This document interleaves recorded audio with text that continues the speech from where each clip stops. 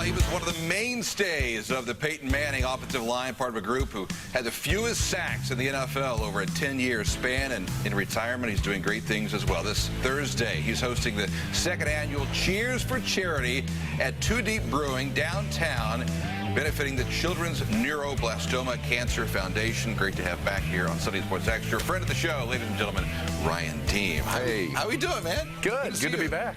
Great to have you back. Yeah, new set. I mean, this is the first time since the new set, right? Yeah, so this is great. The great news is we all look thinner now with the new set. I feel tanner, too. I feel tanner. Like that's it. Retired in 2012. Yeah. Or after the 2011 Correct. season. Correct. Right? After an 11-year career. How you doing? Doing great, actually. Do you miss it at all?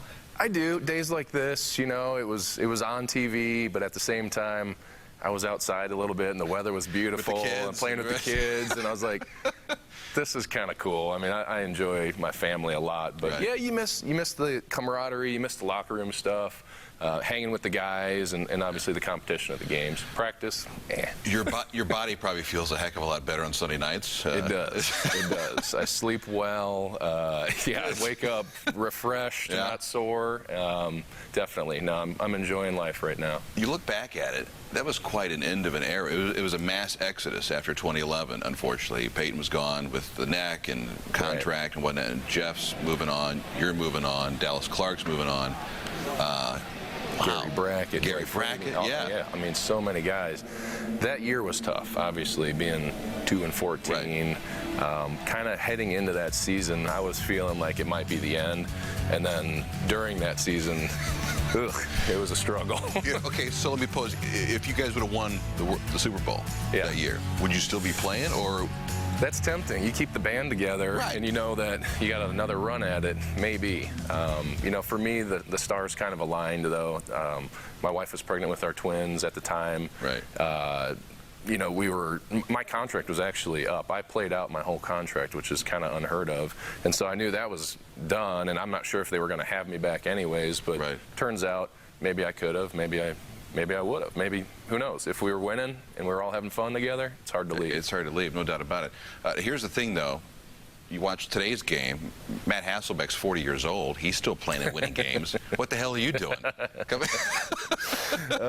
He must be some kind of superhuman because, man, that is something else. I'll bet you he's going to be sore tomorrow. He took some hits in that game. He took a few. But, I mean, you watch these guys, and somehow they're ageless. Vinatieri, 42 years old. I can't believe kicked the game winner. He was old when he came here. You're right, though. He was. I'm just kidding. Well, 20 years into it, for crying out loud. You know? It's unbelievable. Watching the O-line, this O-line, do you relate to what they're going through right now? A lot of changes here and there, moving parts and whatnot. You know, having the same group together for a long time is obviously key. These guys haven't had that, and that's frustrating. They're trying for to them. get that. They're trying to get that, and I think maybe the combination they're working with now might be the best fit. So far, so good, though. They seem way more comfortable. Better. Yeah, we'll go with that. Here's the question for you, though, and take a look at what happened in the offseason on ESPN, the magazine, starring one Anthony Costanzo, Jack Mewhort, and Todd Herbo. Now, back in your day, what would you have done with this? It wouldn't have even happened. I mean, not even a chance. No. First of all, Bill Polian probably would have cut it off right away. It would have never even got to us. Yeah. And had it got to us, we would have never done it, first of all, because we're just not those guys. And if we did do it, which we wouldn't have. There was a fining system you guys had. So what would the fines have been? It would have been game checks. I mean, this is like unprecedented. As soon as I heard about it, Jeff and I were texting each other and just giggling. And, of course, we were texting Anthony, too. And it was just like, come on, man, what are you doing? That's awesome.